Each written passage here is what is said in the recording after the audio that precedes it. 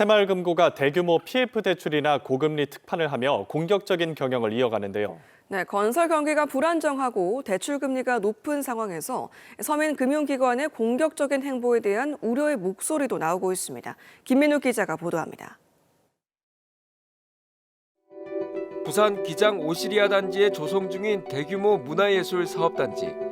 이곳의 시행사는 지난 2021년 브릿지론 PF로 새마을금고 30곳으로부터 1,000억 원을 대출받았습니다.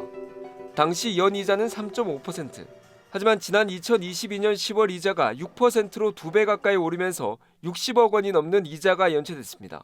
채권을 회수를 다 할 수 있다면은 별 문제가 아닌데 이게 워낙 사업 규모가 크다 보니까 채권 회수를 못하게 되면은 결국은 새마을금고 자체의 자금 유동성에 문제가 생길 수가 있고. 부산도시공사는 지난해 6월 착공 등 계약 이행을 하지 않았다며 시행사를 상대로 소유권 이전 등기 소송을 제기했습니다. 부도난 경남 남명건설이 시공하는 하만 지역주택공사 사업과 부산 다대포 개발 사업에도 전국의 새마을금고 100곳이 2,200억 원 넘게 PF 대출을 실행했습니다. 금융권에서는 새마을금고가 PF 대출을 너무 공격적으로 하지 않았냐며 우려의 목소리를 밝혀왔습니다. 새마을금고 연체율은 지난 2021년 1.9%에서 지난해 5월 6.2%까지 치솟았고 지난해 6월 5.4%로 나타났습니다. 최근 진행 중인 고금리 특판에 대한 우려의 목소리도 나옵니다. 부산의 한 새마을금고는 지난 연말에 6개월 4.5% 예금 상품 특판을 홍보했습니다. 예금자 보호가 되지 않는 5천만 원 이상을 맡겨도 문제가 없다고 홍보합니다.